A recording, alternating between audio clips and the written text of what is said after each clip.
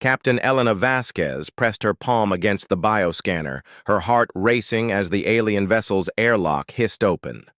The Zephyrian ship had been drifting in the asteroid field for weeks, its distress beacon barely audible through cosmic interference. What they found inside would challenge everything the Galactic Council believed about interspecies relationships. "Jesus, Elena, look at this," whispered Dr. Marcus Chen, the expedition's xenobiologist, as his flashlight illuminated the ship's nursery. Crystalline pods lined the walls, each containing what appeared to be sleeping infant creatures. But these weren't just any aliens. They were Kitharan cubs, the galaxy's most feared apex predators. The Cathara were legendary throughout known space, standing 12 feet tall with razor-sharp claws and telepathic hunting abilities. They were the ultimate predators. Their society was built on the sacred principle that only Kitharan parents could successfully raise their young. The cubs' unique neural development supposedly required specific pheromones and telepathic bonding that only their own species could provide. Any attempt by other species to care for Kitharan young had historically resulted in the cubs becoming feral, uncontrollable monsters. "The adult crew must have died from the radiation leak," observed Lieutenant Sarah Kim, scanning the empty corridors with her medical tricorder. "These cubs, they're all that's left." Elena stared at the 5 sleeping forms, each no larger than a human toddler, despite their fearsome reputation. Their silver fur shimmered with an otherworldly beauty, and their tiny claws were retracted in peaceful slumber. According to galactic law, they should immediately contact the Kitharan Empire and wait for a rescue ship. But Elena knew the Cathara's response would be swift and brutal. They would arrive with a battle fleet, assume the humans had contaminated their young, and likely declare war on Earth. "We can't leave them here," Elena said finally. "The ship's life support is failing. They'll die before any Kitharan vessel could reach them." Dr. Chen checked his readings again. "The hibernation pods are running on emergency power. Maybe 6 hours left maximum." "Captain," Sarah said urgently, "you know what the council regulations say. Unauthorized contact with Kitharan young is considered an act of aggression. They've destroyed entire civilizations for less." Elena looked at her crew, her friends, and saw the same conflict reflected in their eyes. They were explorers, not conquerors. They had sworn oaths to preserve life wherever they found it. But saving these cubs would mean defying not just the Galactic Council, but challenging a fundamental belief that had shaped interspecies relations for millennia.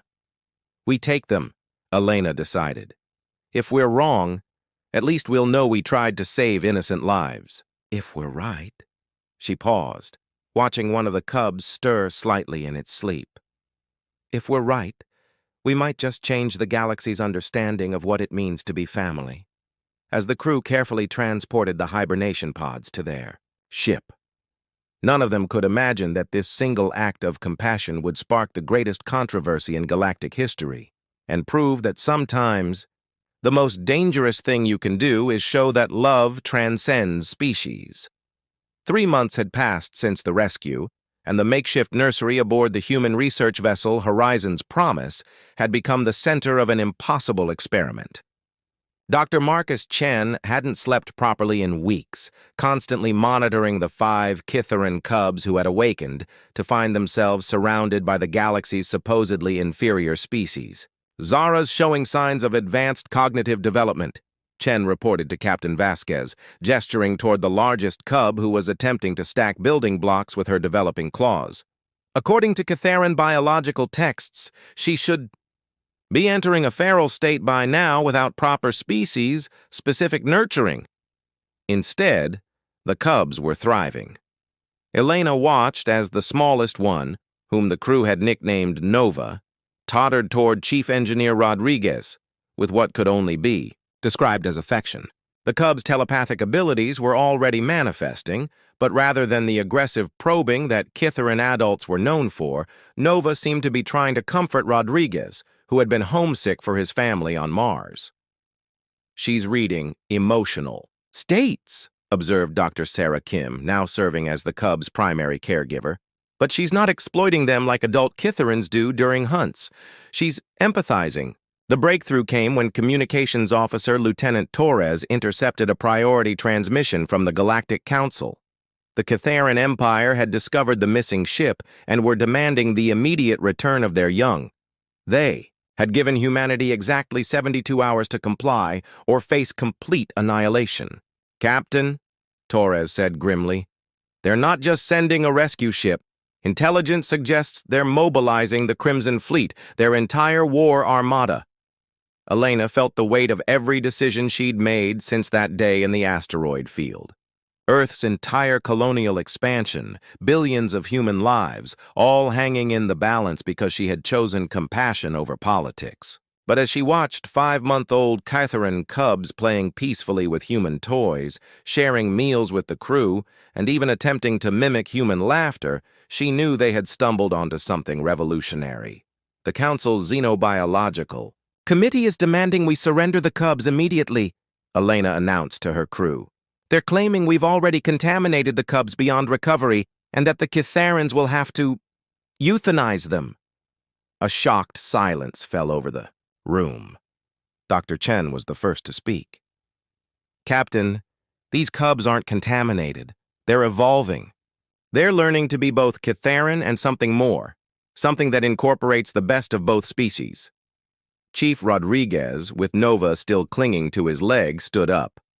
"Ma'am, I know I'm just an engineer, but I've got kids of my own. These little ones, they trust us. They love us.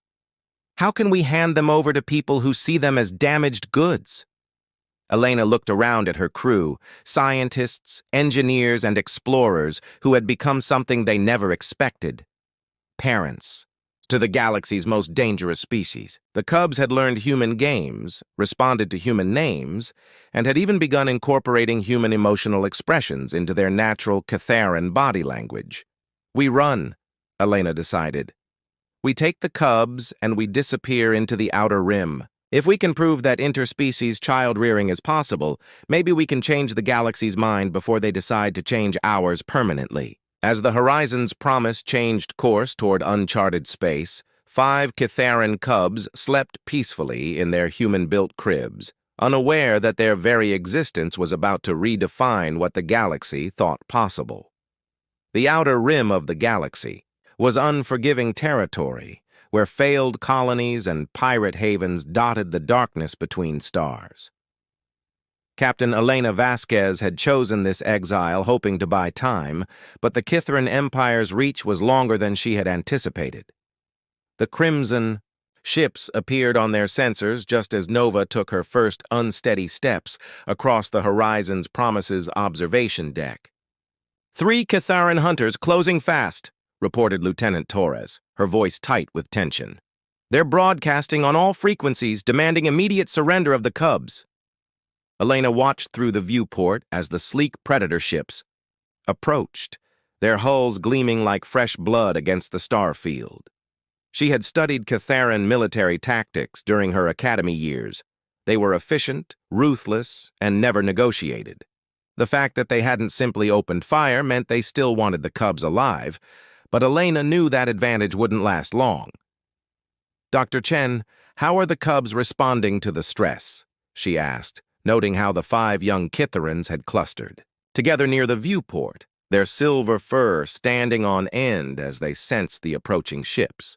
"It's remarkable, Captain," Chen replied, monitoring his readings. "Instead of the aggressive fear response we'd expect from young Kitharans, they're exhibiting protective behaviors toward the crew. Zara keeps positioning herself between us and the direction of the approaching ships." Indeed, the largest cub had taken a defensive stance in front of Dr. Kim, her small claws extended but her posture more protective than threatening. The other cubs had formed a circle around Chief Rodriguez, who had become their favorite human parent figure. Their telepathic abilities were clearly detecting the danger, but their response was to shield their human family rather than prepare for fight or flight. The lead Kitharan ship hailed them with a transmission that made Elena's blood run cold. The voice that emerged from the speakers was deep, resonant, and filled with barely contained rage.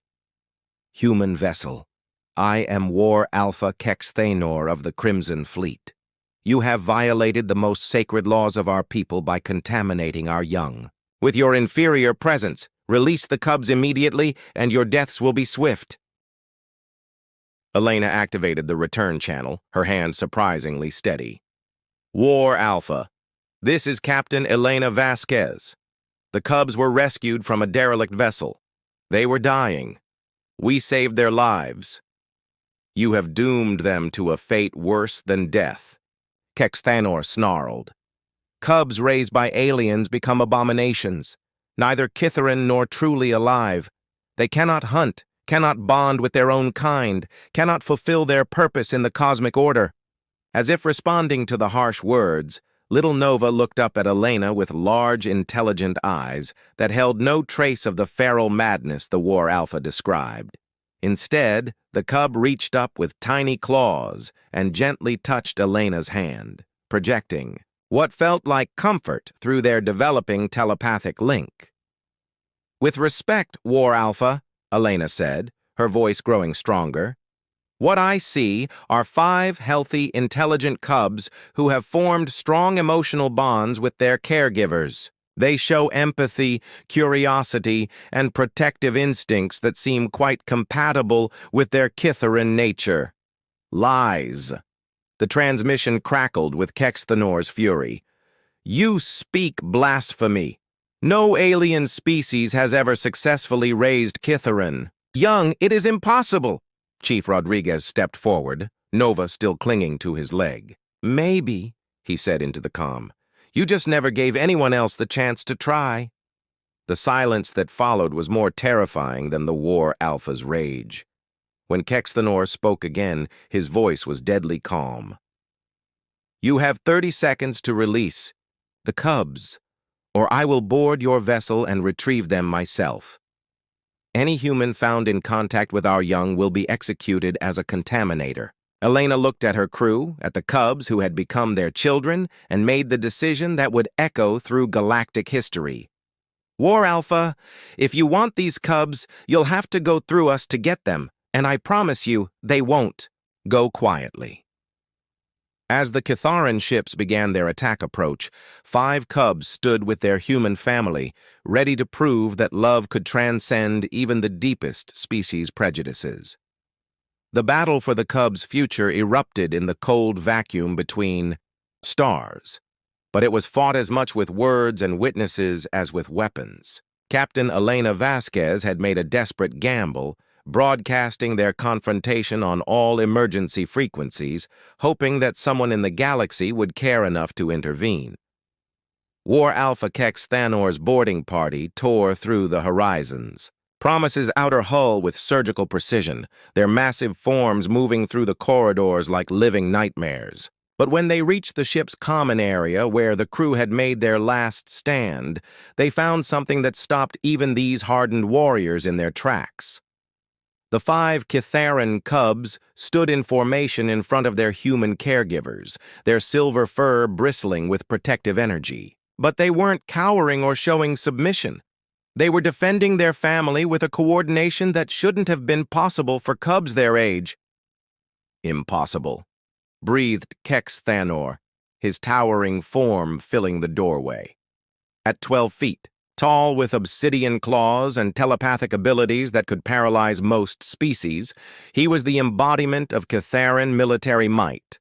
Yet he hesitated when he saw Zara, the eldest cub, step forward with her small claws extended. Through the ship's universal translator, her young voice carried a shocking clarity. You will not harm our family. Dr. Chen stepped forward, his scanner, still recording data. War Alpha, look at them. Really look. When did you last see Kithaeron cubs show such advanced cognitive development at this age? When did you see them demonstrate protective behaviors toward non-Kithaerons? Contamination, Kex Thanor growled, but uncertainty crept into his voice. They have been corrupted by alien influence. Have they? Elena challenged. Or have they been allowed to develop aspects of their nature that your society suppresses? Nova, show him! The smallest cub approached the massive warrior with fearless curiosity. Her developing telepathic abilities reached out, not with the aggressive probing, typical of Catharan mental contact, but with something unprecedented, empathy. Through the psychic link, Nova shared her memories. Rodriguez teaching her to build with blocks, Dr. Kim singing lullabies, Captain Vasquez reading stories, the entire crew celebrating when she took her first steps. Kex Thanor staggered backward, his mental defenses overwhelmed not by attack, but by an outpouring of love and belonging that no Kitharan had ever experienced from aliens. The other cubs joined Nova, creating a telepathic chorus that projected images of their life aboard the Horizon's promise: games, meals, lessons, comfort during nightmares, and unconditional acceptance. This is... Kexathanor's voice faltered. This cannot be real. It's more real than anything your empire has taught about interspecies relationships, Elena said firmly. These cubs haven't lost their Catharan nature. They've enhanced it with human qualities like compassion and trust. Just then, Lieutenant Torres's voice crackled over the comm. Captain, we're receiving multiple incoming transmissions. Ships from across the galaxy have been monitoring our broadcast. The Andromedan Council, the Centauri Federation, even the Neutral Trade Alliance, they're all requesting permission to observe the cubs. Dr. Chen's scanner beeped with new readings. War Alpha. I'm detecting something remarkable. The cubs' neural development is actually accelerated compared to normal Catharan growth patterns. They're learning faster, adapting better, and showing emotional intelligence that surpasses both human and Catharan norms. Kex Thanor looked at his boarding party, then at the cubs who continued to stand protectively in front of their human family. For the first time in his long military career, he was facing something that challenged every belief he had been raised. The Galactic Council is demanding a hearing, Torres continued. They want to see the cubs for themselves before any decision is made about their future. Zara stepped forward again, this time addressing Kex Thanor directly in perfect Kitharan. We are still your people, War Alpha. But now we are also their people. Is that not strength? As the massive warrior looked into the intelligent eyes of the cub, seeing reflection not of contamination, but of evolution, he realized that everything the galaxy thought it knew about, species barriers, was about to change forever. The council chambers of New Geneva Station had never hosted a more extraordinary gathering. Representatives from 57 species filled the massive amphitheater, their attention focused on 5 Catharan cubs who played peacefully with human toys while the fate of interspecies relations hung in the balance. Captain Elena Vasquez stood at the center of it all, no longer the fugitive captain of a research vessel, but an unwitting ambassador for a revolution in galactic thinking. Beside her, War Alpha Kex Thanor presented an imposing figure, but his usual military bearing had been replaced by something resembling wonder as he watched the cubs interact with their human caregivers. The evidence is unprecedented, announced Dr. Yilan Zhao, the Council's chief xenobiologist, as she reviewed months of data. These cubs show not only normal Kitharan development, but enhanced capabilities in several key areas. Their telepathic range has increased by 40%, their problem-solving abilities test at adult levels, and most remarkably, they demonstrate empathic responses that were previously thought impossible for their species. Ambassador Torthek of the Andromedan Council leaned forward, his crystalline features reflecting the chamber's lights. Dr. Zhao, are you suggesting that interspecies child-rearing could actually improve upon natural development? I'm suggesting, Dr. Zhao replied carefully, that these cubs represent an evolutionary leap that could only have occurred through the unique combination of Catharan genetics and human nurturing techniques. In the observation area, Zara looked up from her puzzle game and addressed the assembly directly, her young voice carrying clearly through the translator system. Why does it matter what species we are? Chief Rodriguez taught me that family is not about blood. It is about love. A ripple of shock went through the chamber. No Kitharan, even adults, had ever spoken about love as a family concept. Their society was built on hierarchy, hunting partnerships, and genetic duty. Yet here was a cub who had learned to see family through human eyes while retaining her predatory heritage. War Alpha Kexthanor rose slowly to address the council. Honored representatives, I came here prepared to execute these humans for the crime of contaminating our young. But I have spent 3 months observing these cubs, and I must report what I have seen. He paused, struggling with words that went against a lifetime of military indoctrination. They are not contaminated, they are enhanced. Chief Rodriguez stepped forward, Nova riding on his shoulders as she often did. With respect to the council, we didn't set out to prove anything. We just saw children who needed help, and we helped them. The fact that they've thrived isn't about human superiority or Kitharan weakness. It's about what happens when different strengths combine. Dr. Marcus Chen presented his final research data to the assembly. The cubs have retained all their natural Kitharan abilities while developing new neural pathways that allow for emotional processing previously unknown in their species. They can hunt with Kitharan efficiency, but choose mercy with human compassion. They represent not replacement of their culture, but expansion of it. The debate that followed lasted for hours, with species representatives arguing about tradition, biology, and the fundamental nature of family bonds.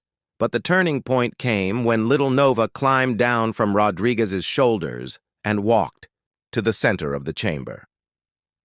"We are hungry for stories," she announced to the assembled delegates.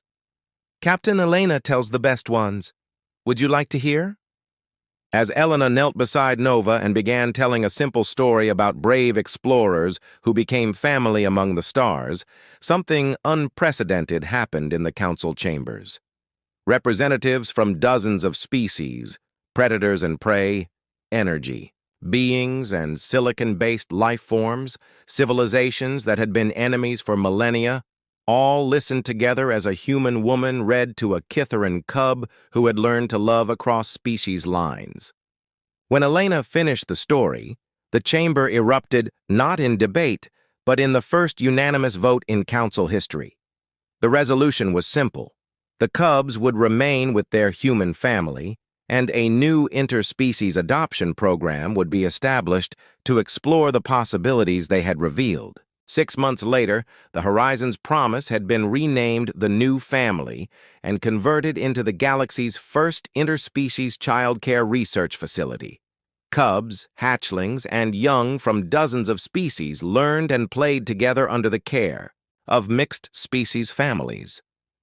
War Alpha Kexthanor had resigned his military commission to become the facility's head of Kitharan cultural education, teaching young predators about their heritage while learning about the power of chosen family. And in the quiet moments between the chaos of running a galactic paradigm shift, Elena would still read bedtime stories to 5 cubs who had proven that love, not biology, defines family, and that sometimes the most dangerous thing you can do is show the galaxy a better way to live.